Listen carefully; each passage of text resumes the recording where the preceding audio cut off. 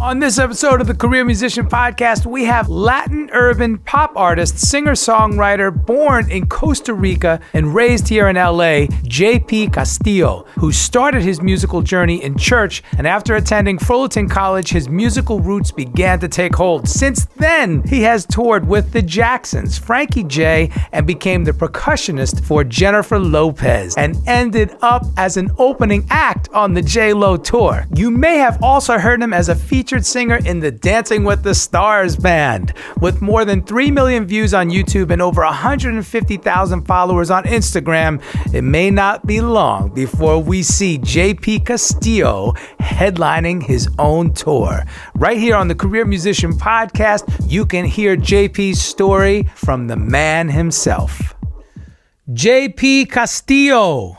Juan Pablo JP Castillo in full, right? I like that. Yeah.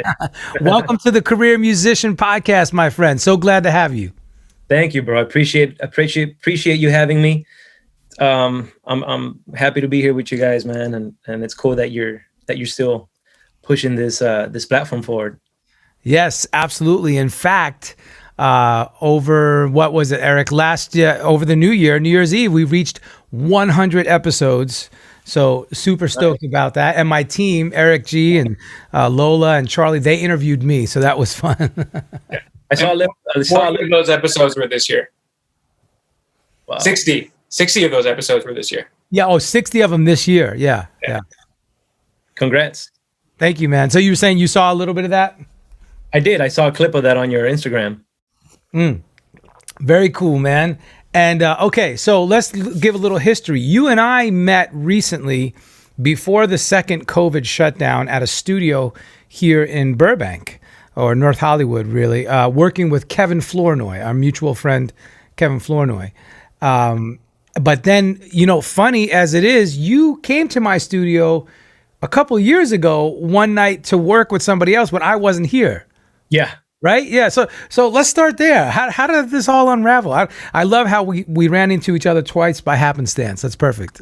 Yeah, it actually was a lot sooner ago. It was towards the beginning of the year. So it's kind of a pandemic situation where, you and I just kind of ran into each other by happenstance. And I was in your studio. I knew it was your studio because I saw a bunch of guitars, right. Like 1,000 guitars everywhere, and it was such a good vibe, and cool. I saw the Nomad sign. Right. So I was like, okay, cool, man. I know where I'm at, and I was there with my good friend Maya Sykes, who's an amazing singer, musician here in LA, and an artist, and we were working on a project to go. We were getting ready to go to Atlanta to do a performance out there, and literally, this was probably around March 8th-ish, around that time. So we were getting ready to record all this stuff, pre-record part of the show. It's like this big elaborate production we were doing. About, let's say I was in your studio. Let's say like on, I think it was like a Monday or a Tuesday. Yeah. And we were set to depart like on Thursday. Literally the day after the session, something very, very cutting it very close. We got the email saying, "Hey guys, listen, there's this thing going on. They're locking down the airports. We're not sure what's going to happen." And it kind of just prolonged into postponing, and then eventually just getting canceled. And it was officially March 12th, the official like lockdown and pandemic protocols, all that stuff, and so that was the last time that I was kind of really actively out in the field, Right. Man, that's crazy. I said a couple years ago, it's amazing how time like eludes us all the time, and it's so wow. It was literally just under a year. And I remember that Maya Sykes, a great friend of mine as well, beautiful singer, so talented. And you guys were here working with my buddy Zoo, who is the engineer. Correct. Yeah, and I think he might have been producing or co-producing that event with Maya or something like that. I think so. Yeah. Sounds right. Very cool, man. Well, I love how it's full circle, and it looks like, we're slowly getting back up and running here almost a year later. So that's cool. All right. So you're originally a native of San Jose, Costa Rica. Is that right? That's right, man.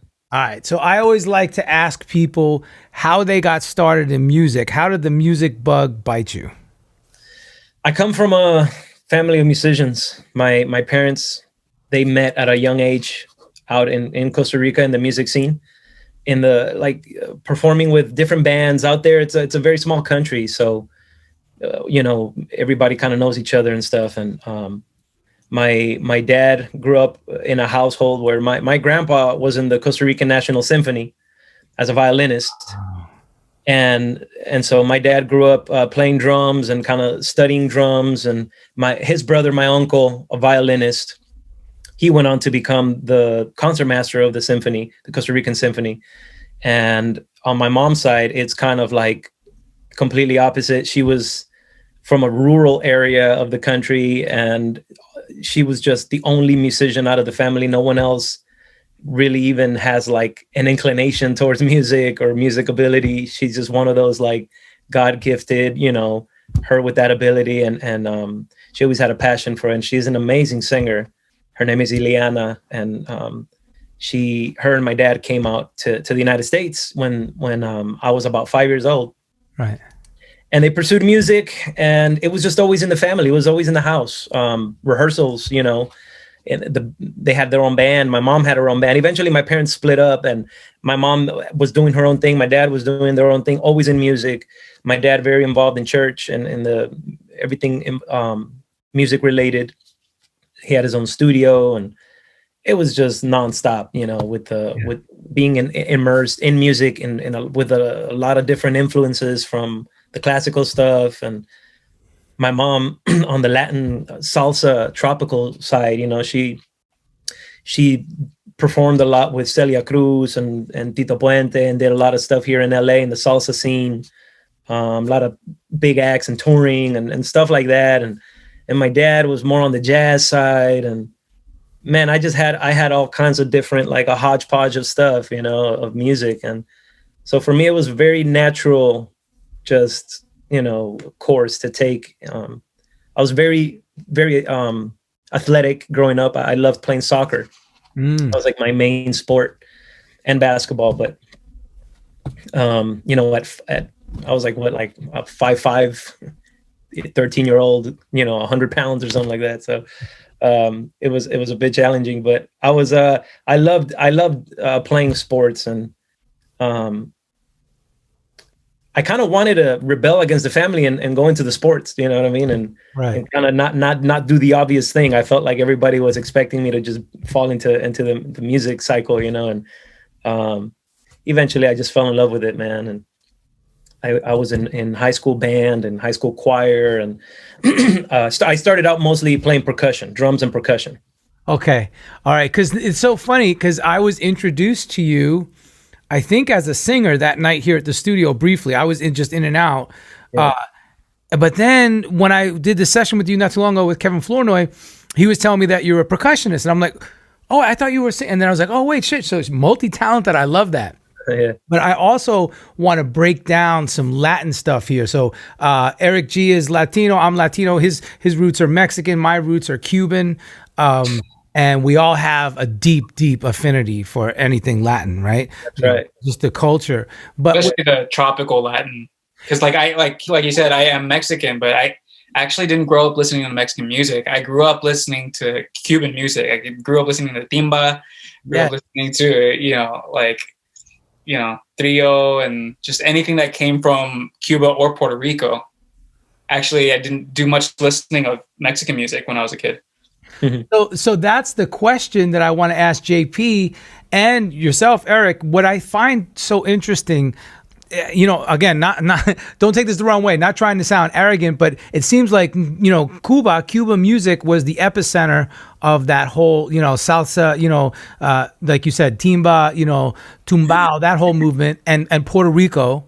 So how does Costa Rica come into that? Because like you said, your parents were working with Tito Puente and Celia Cruz, and I mean that's amazing. So tell us a little bit about the Costa Rican, scene, if you will, and how it merges with the like Eric said, the tropical Latin. Dude, I love that question. I've never been asked that. I'm a very proud Costa Rican. Costa Ricans, we're very proud of being where we're from. Yeah. Because it's a very, very small country, very, very small country. But it's very beautiful, and there's not a lot of us outside of Costa Rica. That's right. And that's a point of pride too. You know, it's a very peaceful place, no army, stuff like that. A lot of people like to go retire there. It's a very safe place, very beautiful. Costa Rica doesn't have its own genre per se in that sense. We've adopted salsa, we've adopted cumbia, it's really just a handful of countries that really have exported their culture in that way. I love that. Exported the culture. That's cool. Yeah, in Central America has kind of, we all share a similar style of music, which is like a punta style. El Salvador, Nicaragua, Costa Rica, Honduras, actually, I believe is the epicenter of it, and it's like the originator of like that kind of that style, and it's kind of what we can say is the Central American genre of music, but as a popular music, as what people, it's more cultural, it's more folkloric. A lot of marimbas and xylophones used in it and stuff like that. But as a sound of music to go in the club and dance and pop music and stuff like that, it's definitely salsa and timba and the what's it called, the popular stuff, Yeah. Well, I love that. So punta is a Punta. That's right. And like, if you look it up on Wikipedia, it says it's an Afro-Indigenous dance and music originated by the Garifuna people with African and Arawak elements. I mean, it's so deep. I love this stuff. And it's so cool that you brought this up. Thank you once again, because I think people need this kind of education, especially those who are interested in the Latin culture. Like I was saying, I did a TV cue for a show called Who Do You Think You Are? And the episode was for America Ferrera, the famous actor and director, producer. And she's from that region that you're talking about, the Central American region. And they absolutely referenced it. They said, we need something punta because that's what she referenced. And I ended up titling the cue Garifuna Passage, because I did some research and understanding how the region works. So, man, this is like mind-boggling to me. Man. So please preach on. Yeah, bro. But I love that. I love that you were already on point with punta. It's not very known. It hasn't really been exported that way. That there's that song Sopa de Caracol. I'm not hip, Eric. Si tú quieres bailar, sopa de caracol, hey, it's a more of a soca style and stuff like that. That's Central America has its claim in the soca world, but it's a little more Caribbean, I believe, in its roots.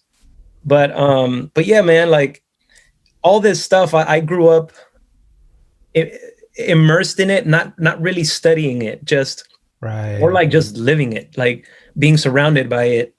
I didn't really like sit there and try to figure it out or study it and stuff like that, which I kind of wish I would have done more of that, growing up. But I was just surrounded by these musicians and people that were really masters of all these genres.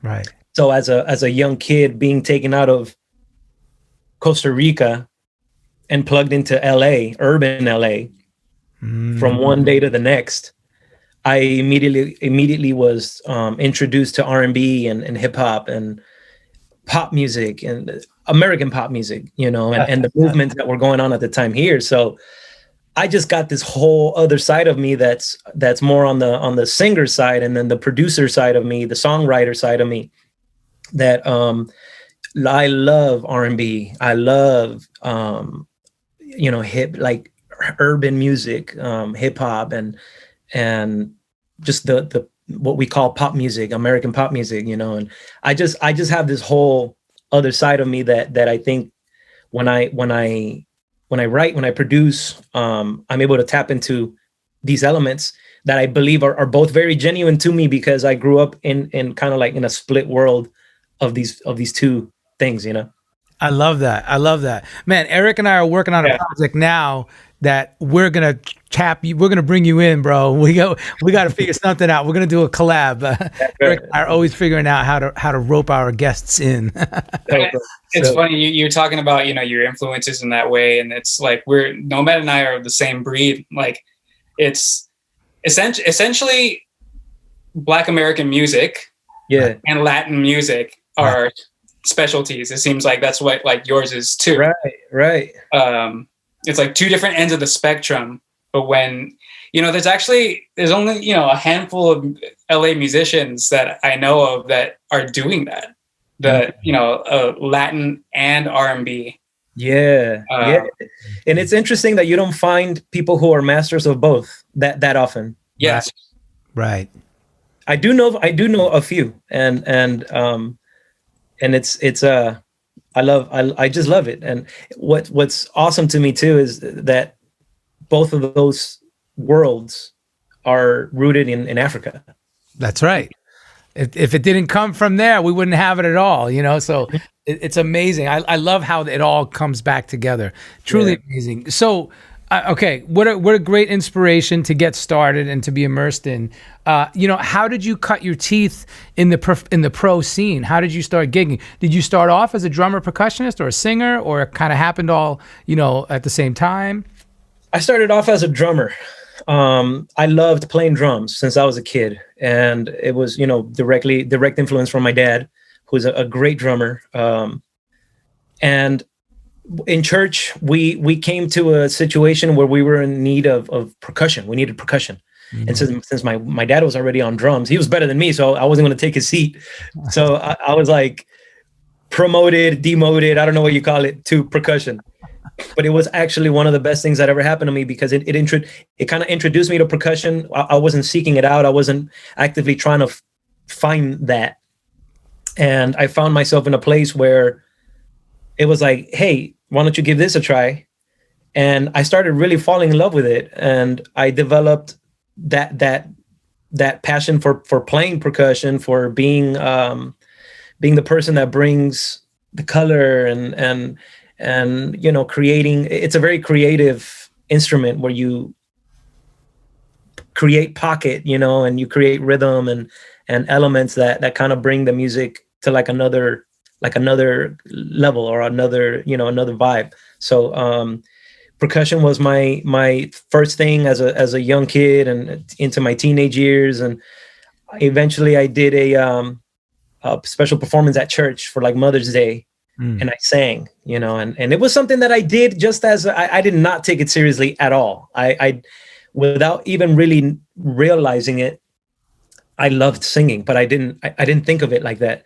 The thing to understand about me is that I was so surrounded with music all the time, and with my parents, and bands and rehearsals and stuff, that I just thought it was normal. I just thought that was like a normal thing. Like, I didn't think of myself as a musician. I didn't think of myself as like, wow, I'm really passionate about this. It's just what I knew. It just was always around. So I didn't even realize that. And eventually I got into choir in school. And by being in situations and around other kids and things, I started kind of realizing that I was excelling as a singer. One funny story is like in a choir, I don't know what happened one day. We did a choir competition. The boys didn't show up, only me. So I was like the only boy and the only kid. And there was like a men's section of a song, of like this choral song. And it became a solo because I was the only one in the section. So when we went to like receive the awards, they said for best men's solo or whatever, Juan Pablo Castillo. And I was like, wait, I didn't even do a solo. I was so confused, but it was stuff like that, and I just started kind of like getting confirmation about it, and won some talent shows in school as a singer. And that's when I really started kind of like understanding that part of myself. Yeah. Those little affirmations along the way, they really help, don't they? Absolutely. Yeah. You need encouragement, you know what I mean? And you need to know that somebody needs to tell you that what you're doing is you're on the right track. Right, right. Now with credits, some of your credits are J.Lo, Janet Jackson, the Jacksons, Dancing with the Stars. So talk about that. What do you do for different artists? Do you integrate your vocals and your percussion, or talk about that? All of the above, man. I've been blessed to work with the Jacksons as a singer and a percussionist. Nice. I've one of the first shows I did with them. I mean, we were actually the first tour that we did. I was in the front with them, performing, dancing, and singing some of Michael's lead parts, and that's awesome. That was an incredible experience. I mean, that's huge, bro. Yeah, that was amazing. I went. That was something that I never even really dreamed of, because I'm a huge Michael Jackson fan. It was so many combinations of like emotions and feelings and excitements, and it was like a combination of like the nerves, the pressure, like you said, but also just the excitement and the man, like it's just so the fun, and it's like, wow, I'm really doing this. This is crazy. Right. And like when I first met them, it was, part of it is that they're so cool that they made it an easy situation to be a part of. Right. From the first moment I met them, it was all like a word of mouth thing. I was referred to their musical director, Rex Alice. Shout out, Rex. Yeah. I was referred to him, and he just wanted to hear me sing something, and it was a very informal, you can't even call it an audition. I mean, we met in a parking lot, like in Hollywood somewhere, on the way to rehearsal. He just wanted to be like, hey man, I just got to do my due diligence. Like, let me just kind of hear you, and make sure that I'm not doing, Yeah. And okay, cool. And I sang Blame It on the Boogie for him, and I think like maybe a little bit of Rock With You or something, just like a verse or something. And he was like, yeah, man, come on, let's go to the rehearsal and let me introduce you to the brothers. And I said hi to them. I just very first meeting with Jackie Jackson, I just expressed how much I admire them and respect them, and I'm excited to be a part of what they're doing, and honored. And he put his arm around me and welcomed me, and told Rex I like him. Yeah, see, and stuff like that. It was just comfortable, man. It was cool. Man, I always say the higher up the talent chain you go in the business, the more humility is exuded. Right. I don't want to say the higher up the talent chain, but the higher up you go to the people, the legendary status type people, I typically found throughout my career that they are the most humble, and because they know what it takes to get there. It's literally blood, sweat, and tears, all three, right? Yeah. Especially them. I mean, they've been doing it since they were kids. Right. They don't know any other life. They just know the life of killing it. You know what I mean? Right. That's right. It's funny. Another guest just said that. Joe Willis was saying the same thing. He's the manager for Jordan Sparks, and he said, we don't know anything other than just get out there and just kill it. You're a killer. You go do it. You kill your objective, right? So man, that's beautiful, bro. Okay, so tell us more, because look, the whole concept of the career musician is teaching musicians, in the next up and coming generations, and maybe even in some of the generations already now, but guiding everybody and sharing the knowledge and sharing the information and giving some insight. So let's say somebody looks at you and says, man, I want to do what he does, or they hear this podcast and they say, wow, how did you get to work with J.Lo and Janet and the Jacksons and so forth, because it's one thing to do local club gigs, right? It's one thing to just start, kind of doing a little bit, but then it's another thing to take it to that upper echelon, Yeah, man. I mean, you just gotta develop a foundation of who you are, and execute that no matter where you're at, and practice being great always. Like, never settle for okayness, never settle for being less than the best that you can possibly be and give in any given situation. I mean, if you're, however, whatever habits you develop at the bar gig, you're going to bring them into the big gig, into the big session. That's So great. develop punctuality, develop respect, filling your role. You know what I mean? Never doing more than you need to out of a, I mean that in a sense of like showing off, or like a sense of like,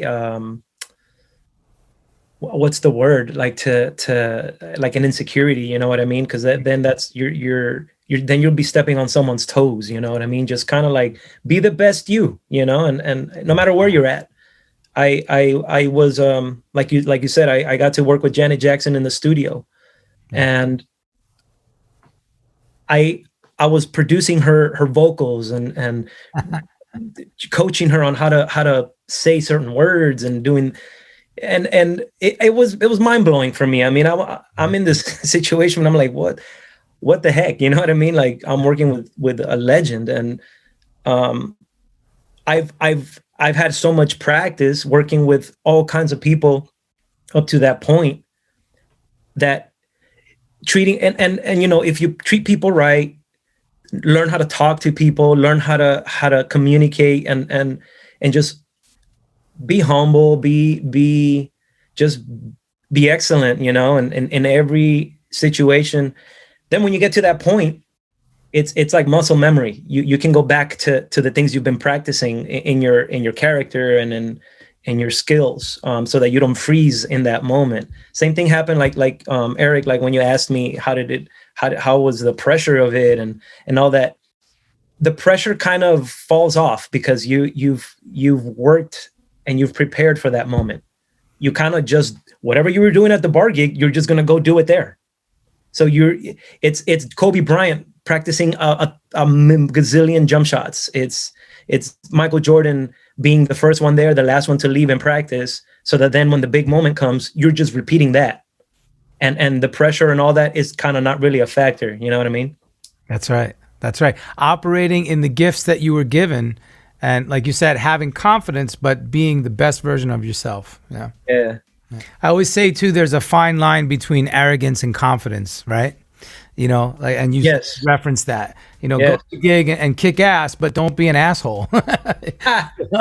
Yeah, bro. That's a great way to say it. That's it, man. That's it. The end of the day. And it's all in the intention. Yeah. It's all in the intention, because you could be doing the same thing that someone else is doing, but if your intention's off, it's not going to be the same. Hey, this is JP Castillo, and you're listening to The Career Musician with my bro, Nomad. Follow The Career Musician on Facebook and Instagram to stay up to date on the latest news and tips from the world's leading musicians. Help us continue to provide you with new and engaging content by getting our ratings up. Please subscribe and leave a review on Apple Podcasts. Another example that I can give is, this last tour with J.Lo. I started out in her camp as a percussionist, strictly percussion. She didn't even know I was a singer. Halfway through the process, they're looking now for artists to open up the show, and through again, same thing, word of mouth, reputation, treating people right. You kind of ingratiate yourself with the right people, and doors open up for you. And thanks to those people, and thanks to just the teachings of my parents to do things right, and my teachers that I've had along the way, and everything. It's just doors open up for you. I started out being her percussionist. I ended up being the artist opening the tour. Performing my own music in front of thousands of people around the world. Come on. That's amazing. That's opened up a lot of doors, and it's just been a great opportunity, which I'm very thankful to J.Lo for that, her camp, Kevin, musical director. Kevin Teasley and Kim Burrs and the whole team. Oh, that's incredible, man. Very awesome. Do you know Bryant Siono? Absolutely. That was my bro. Yeah, same here. He's the first person that put me in, that kind of plugged me into the J.Lo camp. I kind of figured that when you said that. I figured that he had something to do with that. Yeah, that's right. And him and I came up to, as young kids in the church scene. our churches were like friends. You know, we were like partner churches or whatever, and we would do events. I knew him from that. I used to like just look at this dude like, dude, that guy's dope. He's so talented. And and we kind of came up like that. We've written a lot of stuff together, produced. I have a song on, you guys got to check out his EP that he just released this past year. Oh, nice. Killing stuff. I got a song on there that I wrote with him called Drowning in a Bottle, DIB. And that's my guy. I love Brian, and he's got a killer taco business. Tacos y que, man. You guys got to try that too. Really? I didn't know that. With Fabian Chavez. Fabian Chavez is partners. Fabian's my boy. Oh, Fabian's my guy too, man. It comes full circle. Yeah, I was really impressed because that was such a pivot in the pandemic. Yeah, It's funny to watch all of our music colleagues do what they did during the pandemic, because it's like everybody scattered and had to be creative. Bro, I'm so like Nomad and I really dove into the career musician like 100%. Right. Fabian we did with the tacos, and I wasn't expecting that. I was like, taco. Yeah. Yo, so we got to have them on the show. We got to have Fabian and Bryant on the show. I'll reach out to Bryant. He's my boy from way back. When I first moved out here, we started connecting, and yeah, he's just a dope dude. But I don't know Fabian. So this is fantastic, man. I love how it all comes full circle. Yeah, man. Beautiful. Okay, so okay, this is great. All right, now you're a songwriter, singer, producer, percussionist, of course. Whatever project, it's the same for all of us, pretty much. Whatever project you're attached to, all of your talents come as a package, right? So all those peripheral little bonuses. Walk us through a day in the life of JP. What do you do? How do you structure your day? And especially in a time like now during the pandemic, how do you stay creative and inspired, and how are you making the most of your time? Well, man, that's been you have to be very intentional. So you can't just take each day as it comes. That's a very popular saying, but when you kind of take each day as it comes, you might lose your way. You might lose, some of the priorities that you might have. I try to be very intentional about what am I going to do tomorrow? What am I going to do today? Mm-hmm. And how is this going to help me accomplish what I want to get done by the end of the week? Mm-hmm. Stuff like that. So, man, I definitely a lot of stuff on my iPhone calendar, reminders, and hey, make sure you do this by this time, boom, boom. I have a production company called On Vacation Entertainment. Me and my partner, Rich Elizalde, we meet a couple times a week where we have a group called DOS, DOS. That's a very talented group. You guys got to check them out. They've released 2 singles. During the pandemic, these kids, very young kids, 19 and 20. Yeah. They've put their minds together. Sorry, 19 and 22. And we signed them. We've been working with them. They are killing it. So that's one of the projects that we're really, really, really excited about pushing forward, as well as me pushing forward with my own music as well, releasing more stuff. So it's a constant, it's a daily thing of what song am I writing today? Who do I need to reach out to today? Practice. Yeah. Staying up on what are the current sounds, what's the current thing that's out, song releases. Just kind of, man, when you're in this business, there is so much to keep up with and to do. Social media, staying up on your social media game, and if you're really kind of seeing that you have a lot of free time, there's probably a lot of stuff that you could be doing. That's right. If you have free time, you're doing something wrong. Right. Yeah. The goal is to not have free time, right? Exactly. So, man, and you just hit on it. Talk about, you have some great numbers on Instagram. I think you're like over 100K, I think. Is that right? Yeah, on Instagram, yeah. Yeah. And then you have, millions of views on some of your singles on YouTube. So talk about that. Talk about, the process of creating these songs, but then also talk about the process of promoting these songs. Yeah, man. So my career as an artist really kind of started to gain traction a few years back when I signed a record deal with an independent label out of South America, based in South America in Miami, and we released a single called Tu Ausencia featuring Gotay, who's a very well-known Puerto Rican artist. That song really got the wheels turning and got a lot of traction. The video did really well. It's a really cool video too. It's like a little novela. It's pretty funny. But yeah, man, that kind of jump started it for me. From there on, I was able to kind of move into more of an independent artist lane, where the label kind of folded. It not folded, but it became more of a film company. And what they were doing in music just kind of we just kind of moved apart, and I was able to just continue.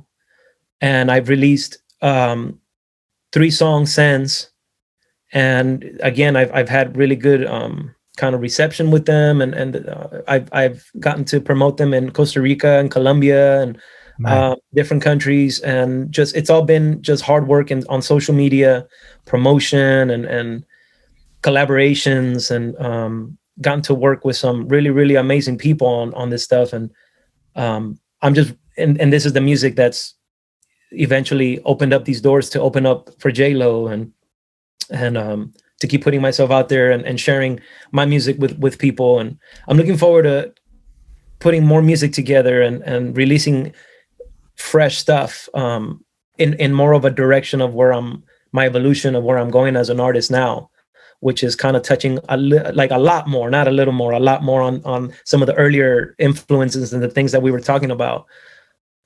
Yes. Yeah. Yes. I'm looking at all your sites now, your YouTube, SoundCloud, your Apple, Spotify, everything. All the links are on your link tree. Beautiful. Man, Jugar al Amor has over 1 million views alone, and that was a couple of years ago. So yes, it seems like the sensible thing to do is to follow up with more music. Absolutely. Soon, right? It's been challenging, man. I've been really wanting to get more music out, especially because it's, like you said, it's done well. Not without a lot of work, right? But it's done well, and I have gained a lot of supporters, followers, and stuff, and people do ask me for music constantly, and I'm working hard on getting it out. It's like, as you know, it can be a very expensive thing to do as an independent artist, and so I'm working on that. I'm working on that constantly, and right. I have made a couple of decisions on the personal side that have kind of like made it so that I was working on I'm putting like a show together. I don't want to like say too much about it because I'm still gonna look into completing this, but I was putting something together during the pandemic, not before the pandemic. I had just finished the tour with J.Lo, came back and did a few shows here in LA, and everything was trending really well. And I was starting to put this whole thing together, this whole show that could possibly go to Vegas or possibly do headliner stuff like that. And it all just came to a halt, and so been regrouping, been working, focusing on my production company with Dose, with the group. But see, that just speaks to, your tenacity and your perseverance. Again, it's all about the pivot. How can I, refocus, reframe what I'm doing and do something else and move. So you're doing it, man. I love that. I love that. Yeah, man. Thank you. No, I appreciate it, man. And the work that where we actually met, the stuff with April, that's been fun stuff as well. That's been a cool project to be a part of too. That's right. So tell me your involvement. So, because again, Kevin Flournoy is a dear friend of mine. We go way back. He's a piano player and producer extraordinaire. Yeah. And April is the artist so were you guys co-producing the project? How did that work? April in the Velvet Room. Yeah, she's putting some great music together, man, using some of the top industry guys like Nomad on guitar, you already know. And I've been working with her for a few years on different projects and different things, and she started putting this together. I kind of came early in the process of it. She was already working with Kevin, and so I came on board as more of a support, as more of a artistic director, and kind of like filling in some of the I like, let's say this past year, again, right before the pandemic, I put a show together for her for a live performance over at what is this place called in Beverly Hills? I was supposed to do it with you. That's right. What is the place that the trumpeter Herb Alpert's place? Yes. What is that called? The famous club, the jazz club in Beverly Hills. Vitello? Oh no, Vibrato. Vibrato. Thank you. Vibrato. Gee, yes. Very cool place. Very nice place. Yeah, and then that did it get canceled, or what happened with that? No. So I ended up kind of it was basically canceled, but then that's kind of when I stepped in and started working with her and kind of like restructured it and put some live elements for her together and arranged the show, and then we went into releasing the single, and I kind of work with her on more of a creative, as a creative consultant, a creative director, creative producer with her. Nice. On behind the scenes. That's kind of more of my role there. Again, more on the production side. Yeah.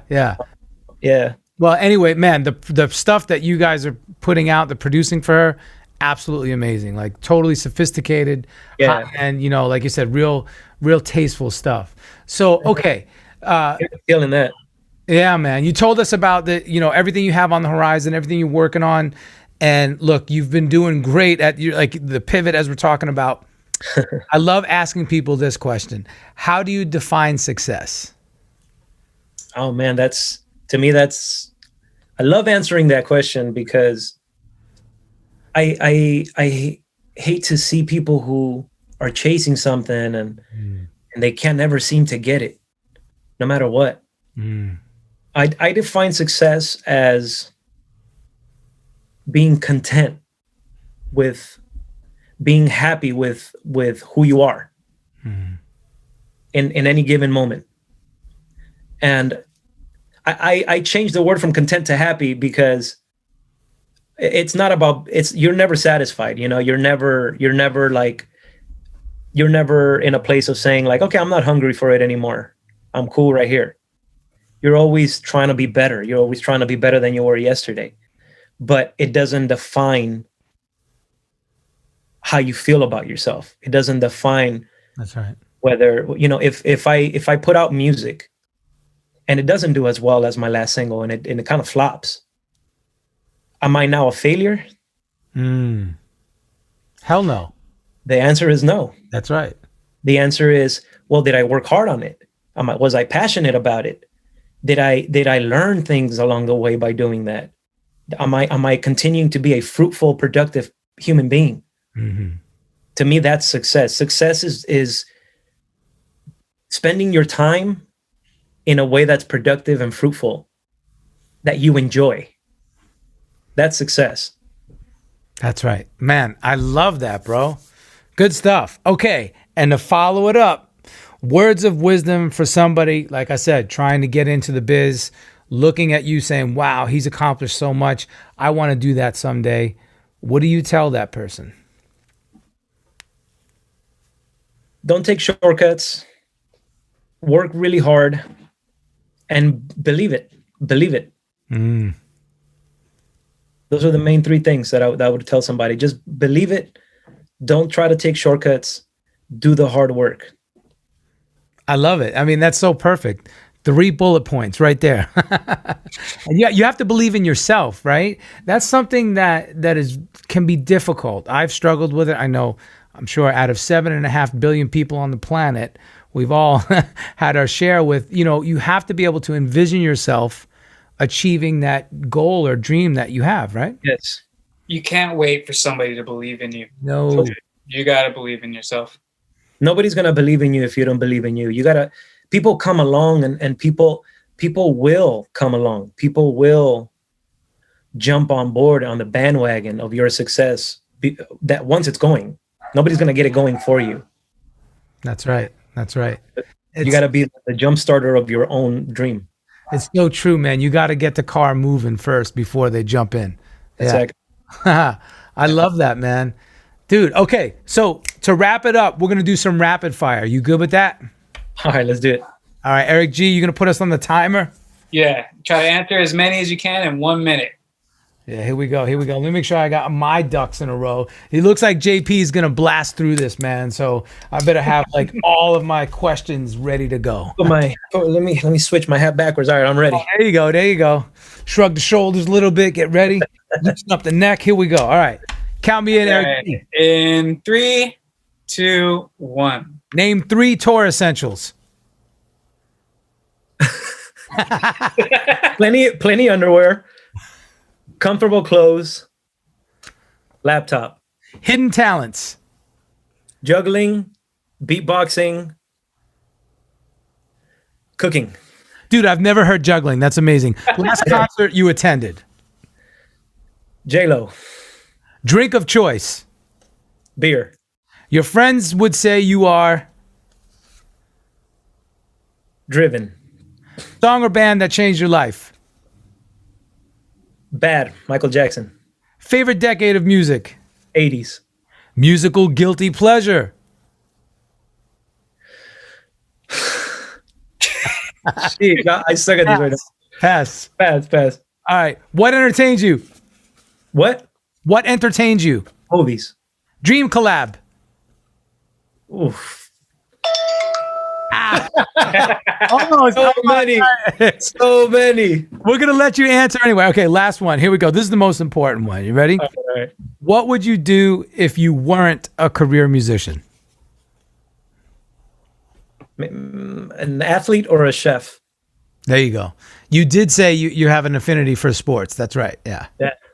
And you said you were a soccer player, right? Soccer player, yeah. Football, yeah, right. Yeah, football. Nice. I was gritty, dude. I was gritty, man. I was that little dude that didn't care. Yeah, you can get in and out real quick, huh? Yeah, dude. I was pretty quick, and I had like a good vision for creating plays and passes. Had zero power on my shot, so I was not going to be the goal scorer ever. Gotcha. But yeah, man, that was my thing. I played it for probably like around 4 or 5 years. Oh, wow. That's awesome, man. And what kind of food do you enjoy cooking most? Oh, man. I like to cook all kinds of stuff. I love food.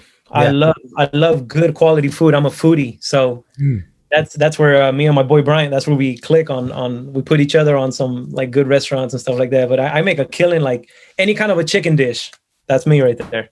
Nice. Well, my father taught me how to cook my abuela's Cuban secret recipes. So I'm Nice. right there with you, man. I think, I find, of course, with Latinos, Latinx, we love to cook, but also with musicians, I think we all love to cook, and eat. Love food, man. Yeah. It's something like an artistic thing, I think, to create something and have others enjoy it. That's what we do. But it's also primal, right? Yeah. Primal, You yeah. want something that's going to make you go, ugh, Right. Yeah. right? On the first bite. That's what we're all hungry for. Same with music. Yeah. Well, what do we want to hear? We want something that makes us go, or a stank face, right? Yeah, exactly. Primal. I love that. Hey, JP, where can everybody find you online? Your IG handle? Yeah, man. Please follow me. Check me out, everybody. Would love to connect with you all. Find me on any social media platform at JP Castillo Music. JP Castillo Music. Okay, beautiful, man. It's been a pleasure, man. I really appreciate you doing the show, and we'll be in touch, my brother. You are the man. Bro, thank you for having me, Eric. It was a pleasure. God bless you guys. Keep doing what you're doing.